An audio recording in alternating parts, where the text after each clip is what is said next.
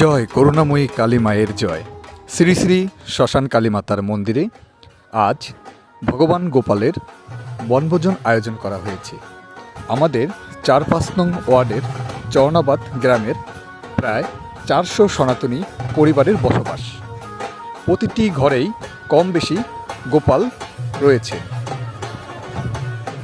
আর সেই সব গোপাল একত্রিতে মন্দিরে স্থান পেয়েছেন।